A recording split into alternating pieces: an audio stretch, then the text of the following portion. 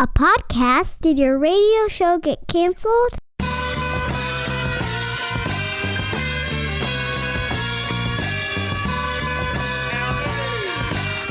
Fire.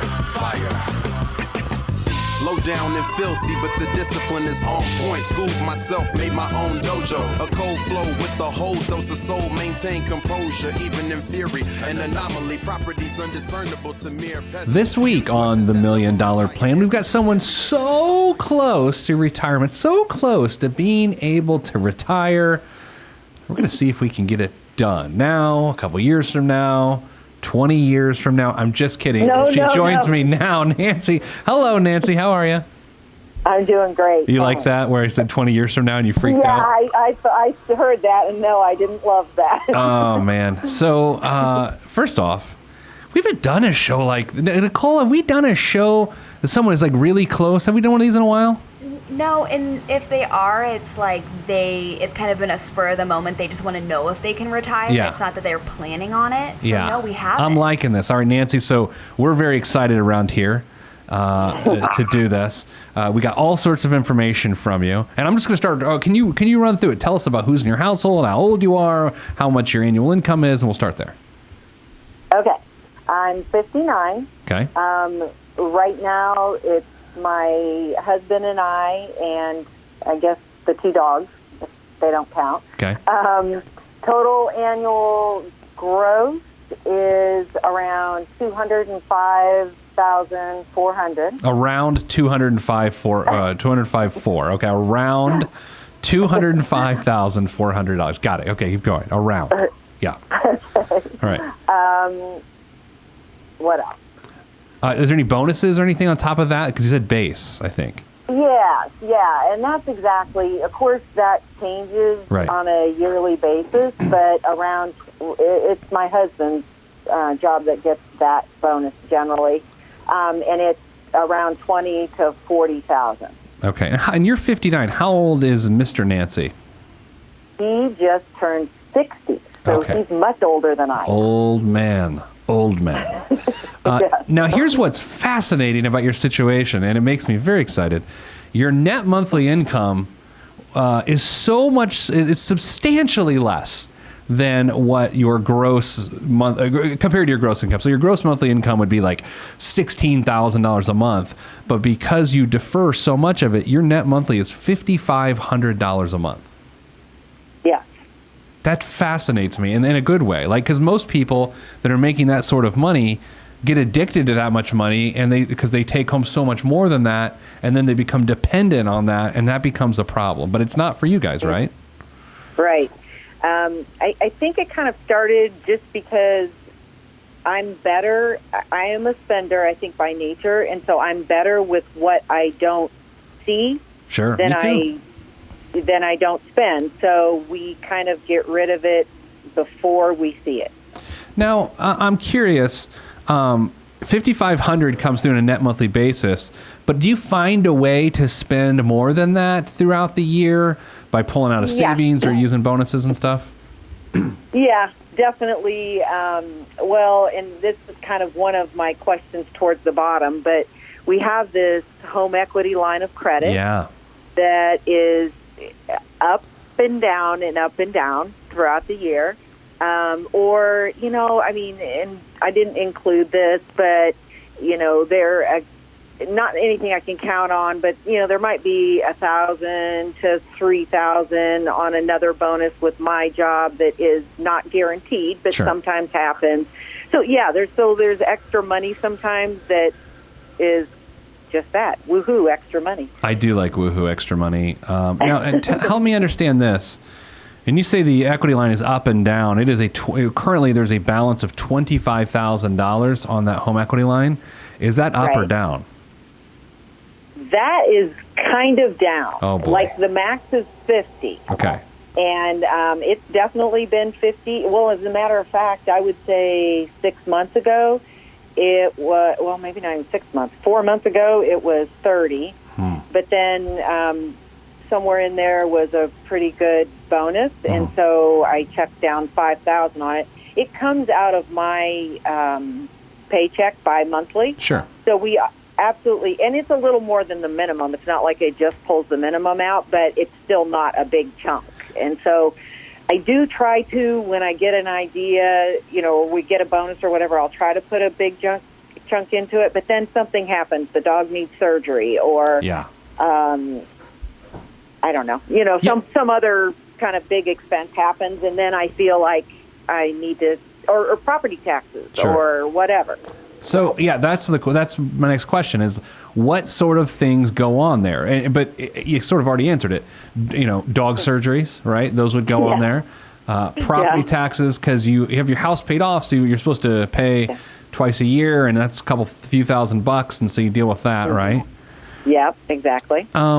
Totally off topic, and even distracting myself here. What's your house worth? Well, let's see. I'm going to guess right around 200. Okay. Then do you ever put just like random monthly, like we went to a really nice dinner or we went and flew to New York for the week? Like, do you ever put that sort of thing on the home equity line? No. Now, my husband and I are talking about taking the kids and grandkids like on a summer, like cottage lake vacation next summer. And that might be something that we would put on it. But generally, no. Like, if we have a smaller expense, we would just put it on the charge, and then we pay the charges off every month. Is there any fishing at that lake that you're going to go to? Oh, I get that. Yeah. Yeah, and you love fishing. You could come with us. Oh, my God. I'm totally in. I like to wear a swim shirt. Okay. Oh. So, okay. Did you tell your husband you're calling me? Any chance? Did you tell him we're talking about? I did mention. That's funny that you asked that. I did mention that. What did he say? Be honest. Tell me exactly what he said. No, he just said that, he thinks it's all, in general, when I do stuff like this, because I kind of tend to do stuff like this, he thinks it's gimmicky or whatever. Sure. And whatever. Yeah. But then again, if it's going to help us, he's all about it, because he's very much the saver and I'm very much the spender. Or I should say I used to be. Yeah. I've kind of gotten on board in the last 10 years as I saw retirement nearing. So. Then I kind of switched my gears a little bit. I mean, I've been called worse things than a gimmick, so I'm okay with that. In fact, I have the word gimmick tattooed on the lower part of my back, but that's neither here nor there. So I'm on his side. He's a saver. I'm trying to help him here. So, okay. Yes, exactly. Okay, so other assets. You have like $1.4 million in retirement assets. I think we did the math on that, Nicole. 1,440,500. About $1.44050 million. And 32 cents, right? Right, about. And then you're putting $4,400 a month towards your retirement contributions. You have a pension too? Yes, I do. $2,600 a month. And when do you get the $2,600 a month? At 65. At 65, and then I can't get it. I could get it at 62, but then it's like $1,800 a month or something. So one of the reasons you're on the program today is you want to know, like, when can you cut back hours? I got to ask some clarifying questions there. Number one, based on what both of you do, can you just cut back hours? I mean, is that possible? Yeah, I mean, no. I mean, we're both right now doing positions where we're salary. Right. And no. Okay. So, I mean, we could do, like in our field, there's things you could do that you could work part-time or something, but it would mean completely changing our job. I mean, realistically, like if we put a plan together, I'm about to sound like a car salesman. There's nothing wrong with that. I know lots of car salesmen. If I'm able to put a plan together for you today that has you able to retire like today, realistically, would you and your husband both go in and be like, we're out, and then leave, or no? No, neither one of us, although if we had some sort of an alternative or an option that was feasible, I think we could definitely both be agreeable to do that even in the next year. Okay. Because we're both kind of getting tired of working like 60-hour weeks, 50 to 60-hour weeks. As you get old like we are, you get tired. Well, he's old. I guess... that's right. Thank you. I said that to him because... Is he going to listen to this? Yeah. Oh, absolutely. Hello, old man. I'm just kidding. Okay. So I guess the question is, if you're going to go back to work part-time, and this is super important, you don't have to know the answer. I just I implore, I should say, both you and your husband to talk about this. Are you going back to work to have something to do? Or are you going back to work part-time to bring home some money until you're ready to fully retire? Do you think what do you think it is? I think, well, maybe both. We definitely, are active and don't feel like we're ready. I mean, I guess this isn't telling too much information. My husband likes to golf. Okay. So, but I don't know. Oh, I know who it is. Yet. I know who it is. No, I don't care. Lots of people. I don't think you could do that all day, every day, you know. But, we also talked about, you don't want to pay for medical insurance. Yeah. And so if you maybe get a part-time gig, you could, maybe get insurance with that. No, it doesn't work that way. I wish it worked that way. I mean, that's like... What do you mean? Oh, I mean, you can't get a part-time gig and get medical insurance. I mean, you could barely do that 15 years ago. But now, with how healthcare is in our country, no one is going to pay you upon a part-time basis and then insure you. It's just not going to happen. You would have to find your own insurance or work a full-time gig. I can't even say work a full-time gig with less hours because then it's not a full-time gig. Like, no one's going to insure a part-time person. Yeah. Well, that was kind of what we were hoping. Well, yeah. Well, we're digging through it here. We'll get there. Okay. So the extreme is this. Could you conceivably work 7 more years full-time, both of you in your current jobs? Oh, that just gave my stomach upset. No, I can't do that. Okay, that's fine. Not. Well, put it this way: not at the job that we're doing now. It's just, it's really hard work, and we're kind of at the end. So what? I've been out of school. I mean, that's not probably a secret. Like almost 38 years, and it's like about 38 years. Yeah, about 38 years, and it's just. I know I don't want to work that many hours. Okay.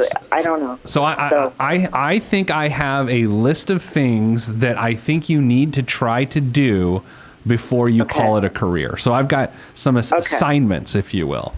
Okay. Please do. Please do.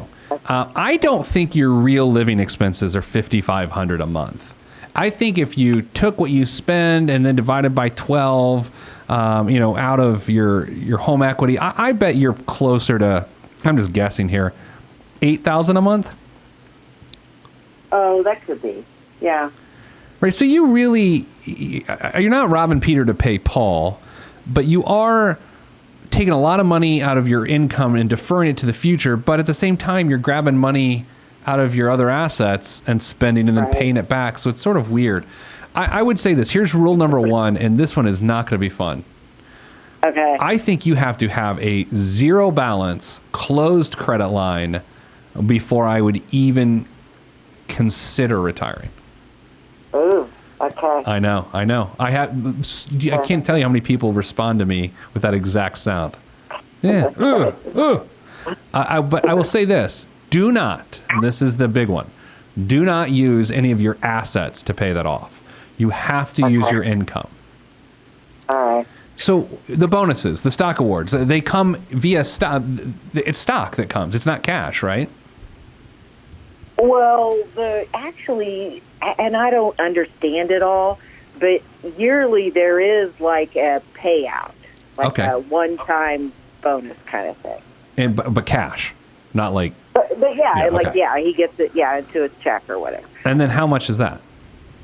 Well, that's the one that it varies, but, it can be like $30,000. Now, he doesn't get all that because, of course, taxes and all that. But what typically do you do on that big month? Is that when you plan sort of the cottage tour, or like what happens in those? Yeah, or, you pay off everything. Well, and I'm trying to think. I actually... because it was like 12 maybe or something, like actual cash. Mm-hmm. And so then put some in savings, put some against the home equity, like, dump 5 into the home equity. Sure. Honestly, this is probably horrible, but I can't tell you what else No, that's not horrible. It's paid off the credit card maybe, or that for that month. But I think you're right. I think we spend more than that net. Yeah. So I love your situation. I think a couple. First of all, do you have a financial advisor that you work with? Well, loosely. I mean, so my husband had a previous 401 or 403 or whatever, and so he's got money in a investment company, and so we talk to that person, and he'll give us information about just our other things too, asking advice, but we probably talk to him maybe twice a year. Okay. Not real frequently. I think you need a financial planner, not an investment. I mean, you can keep your investment advisor, but you need a financial retirement income plan done for you ASAP. Not by me. I don't do that anymore. But by like a CFP. You need a certified financial planner to do what I'm telling you to do. And here's what they will do. They will run different scenarios of you retiring at different ages. What's it look like at 62 with Social Security and pension? 65, 66, 67. 67 clearly doesn't sound too appealing to you or me or anyone else, right? No. You're really this is a dot I's cross T's situation here. Now, you got some cleanup work to do. I don't like the home equity line. I don't like that you only have $26,000 in your savings account. I always feel like when someone has the sort of money you have, I like to see 50 to 100 in cash. Ooh, okay. Yeah, I mean, but here's the thing. You guys make so much money, not an exorbitant amount, but a really good amount of money. And so if you earn it for another 3 years, we need to think of it this way. That is $600,000 if you do it for 3 more years. And more than, probably $700,000. How can we do the following things? Pay off the home equity line, continue to max out our 401ks, and chunk another $25,000 to $50,000 away in savings. And if you look at it from that perspective, you should be able to do that. Okay. All right. So here's the reality. Like, let's say you tried to retire at 62. Okay, let's say you tried to retire at 62. Off of your investments, your husband would be 63. You'd have, I changed the numbers a little bit, Nicole, so even if you flash them out, they're not going to be wrong. Or they're going to be wrong. You're going to have $1.898 million, okay? Basically $1.9 million. And you would have monthly income generated off of that of about $4,100 a month. Okay, so this is where it gets weird, Nancy. $4,100 a month. You live on $5,500 a month now, but I think we've agreed it's not $5,500 a month. Like it's like $8,000. Let's just call it $8,000. I'd rather be aggressive than just short it. So that is to say, from your investments, you're getting half of what your income need really is. So then we look at what are the other retirement income sources. This is what a CFP would do for you. They would say, okay, well, Nancy, you've got Social Security of at 62, you're going to have to take a 25% hit on that $2,400. So you have $1,800 in Social Security at 62. And then you take a little bit of a hit on your pension as well. So let's call it $2,100. So that takes us to what? Another, I don't even know, $3,900 on top of the $4,000. I mean, so now we're at $8,000. Does your husband have? We're getting close, right? Yeah. Does your husband have Social Security? He does. Okay, so he's eligible for that as well. Right, and they're pretty equal. It's like $2,600 for one and $2,400 for the other. Now, obviously, if you take it at 66 at total, at the whatever it is, what is it, 66 and 7 months or whatever? Yeah, based on what year you were born. But if you took it at 62, it's a 25% reduction. So this is why you really need a financial planner, not an investment advisor, because here's what's going to end up happening. I think if I'm going to play a crystal ball here, I'll take my pig on my desk. It is my crystal ball. I'm going to tell you what's going to happen. You're going to retire probably around 62 or 63. You probably will not activate your Social Security payments. you probably will activate your pension payments, and you're going to probably take more than the $4,100 I'd like you to take off of your $1.9 million. You'll probably take $7,000 a month. And then when you both get Social Security just 3 years later, you'll cut way back on the amount of investments that you liquidate every year, and then just live on that fixed income for the rest of your life. That's what I think will happen, rubbing the crystal pig here. Is that reasonable, though? Yes. I mean, because... Okay. If, all right. There's some ifs and buts and ifs. Okay. If you pay off that home equity loan, because to me, more than anything, that demonstrates that you're weaning your lifestyle back just a bit. I think you have to cut it back just a hair before, it's almost like, and I can already feel it because I've had this conversation enough, that summer cottage trip with the kids and grandkids, it feels like a last hurrah, doesn't it? Right. Right. And you've probably even said it. Well, we might not be able to do this once we're retired. Yeah, exactly. So, and then the other thing, if you do retire at 62 or 63, and this is where I'm not going to make any guesses because who in the hell knows what's going to happen with healthcare in our country. I mean, I don't even know from day to day. You're going to have to insure yourself privately for 3 years, and that could cost you $2,000 a month. I know. Yeah, see, the thought of that. That's why I really want to talk my husband into continuing to work until he's 65 and let me retire at 63. That's my ideal. How would he like that? Would he be all right with that or not? I mean, he says no. He says not in this particular job. Yeah. I'm hesitating when I say stuff because, I don't want to say anything identifying. Oh, no, I understand. So, yes. Yeah. Let me ask you this. And I'll answer I'm going to ask the question. I'm going to answer it how I would answer it myself personally. And then I'm curious how you would spend. I am like you. I am a spender, and that if I don't get the money out of my face, I'll probably spend it. Right. Right. If I had more free time, if I had 168 hours a week to do whatever I wanted, I would spend more money. You and me would get along just great. Okay, that's great, and we'd have a hell of a time.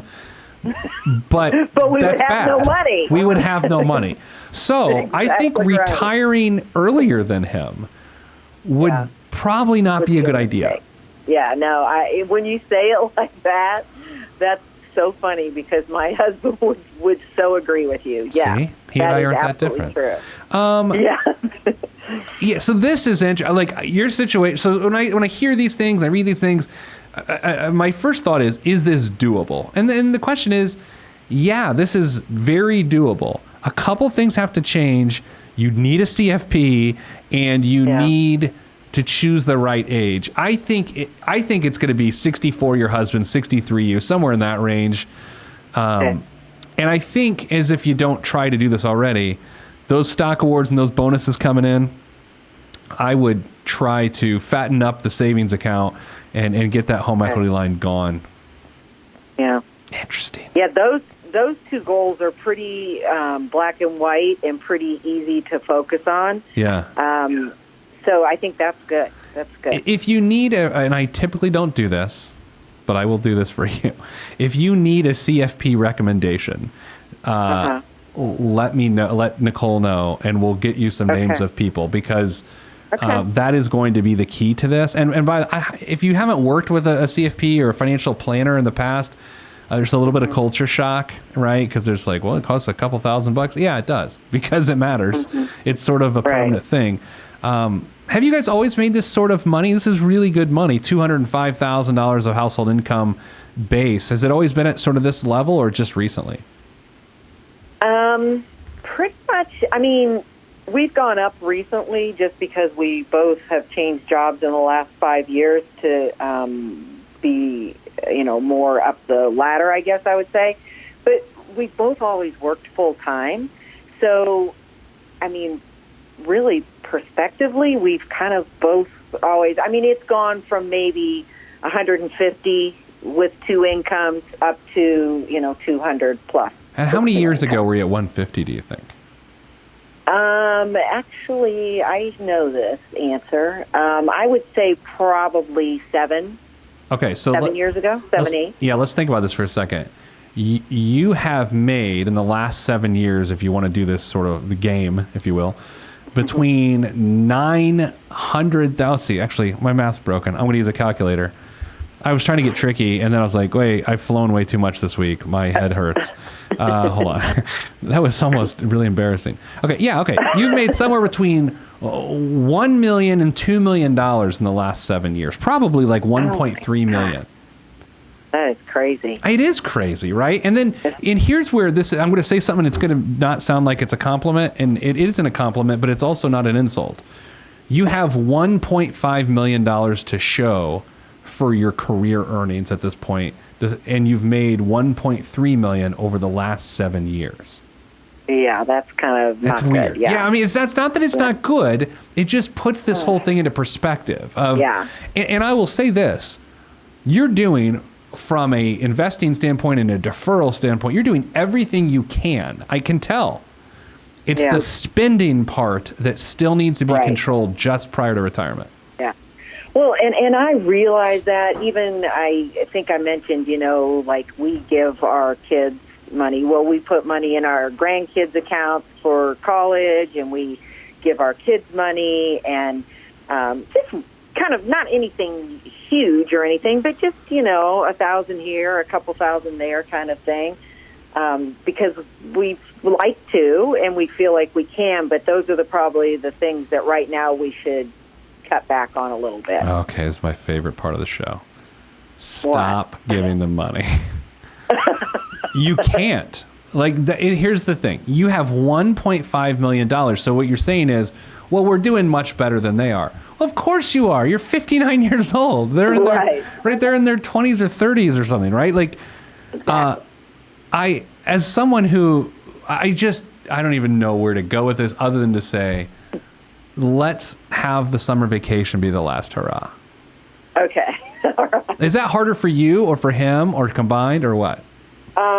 Well, we both like to do it, and we like one of my children doesn't live near us. Sure. And so it's just such a nice thing to be able to get everyone together. And it's not like you have to go spend $5,000 to get everyone together, but it's just a nice thing, I guess. I understand. I think, how about this? Maybe make you a deal here that you don't even have to commit to. What's it really matter? But I think once you see a financial planner who lays this out for you and says you can retire on June 17th of 2020 or whatever the day is, then I think you're going to be better able to make those decisions as to should we spring for a $5,000 family trip.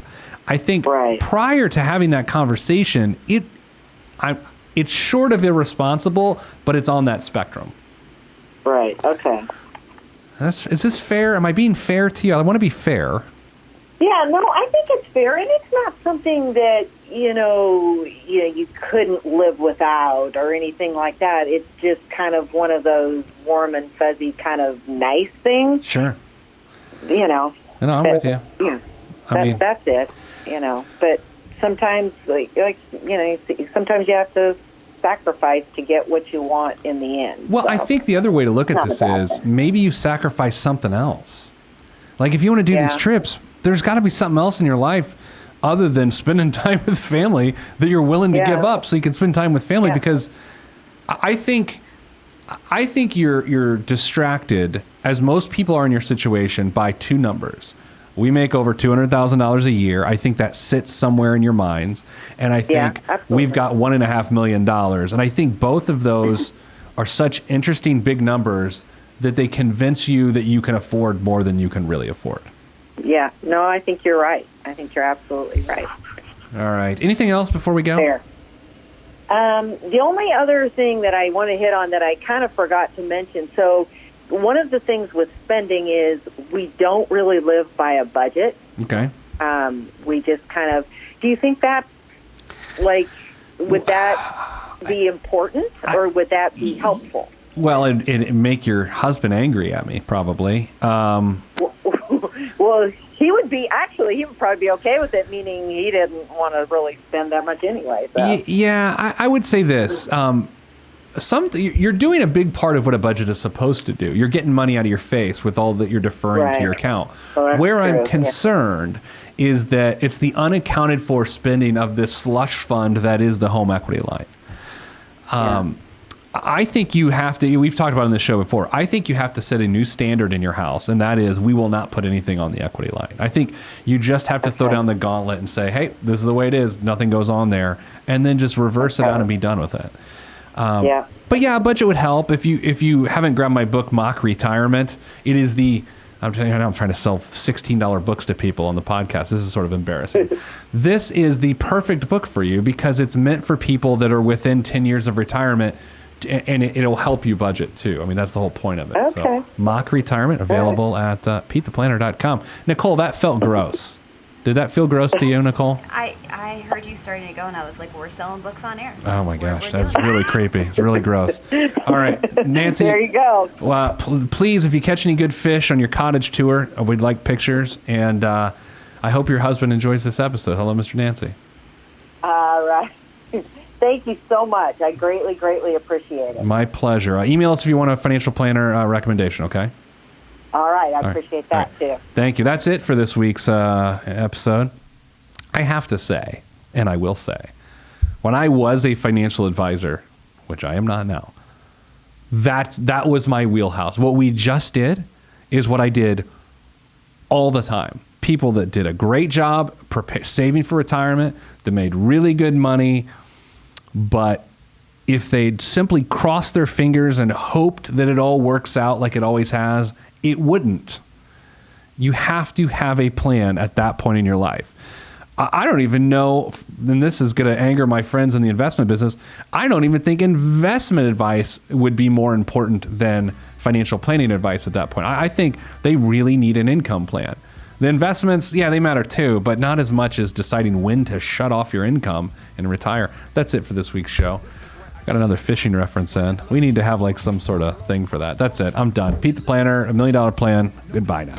If you want to be on this podcast and have Pete fix your money life, then hit us up at PeteThePlanner.com/podcast. You heard me. PeteThePlanner.com/podcast. Log on. This is for information purposes only. It's not the Swiss financial planning device. Consult a financial advisor. Released from Everest, the fresh is fresh, and you can call me E.T. Word to John Tesh.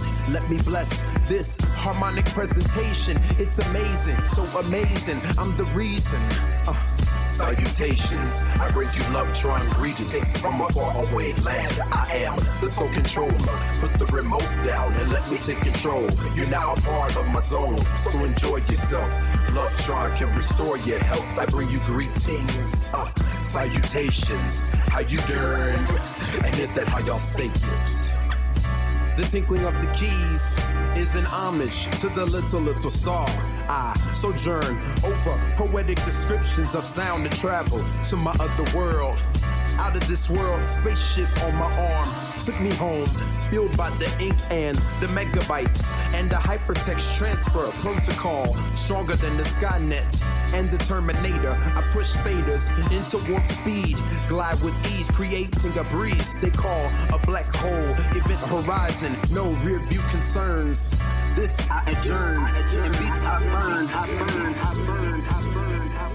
This I adjourn, and beats I burn. Salutations, I bring you love, trying greetings from a faraway land. I am the sole controller. Put the remote down and let me take control. You're now a part of my zone, so enjoy yourself. Love Tron can restore your health. I bring you greetings, salutations. How you doing? And is that how y'all say it?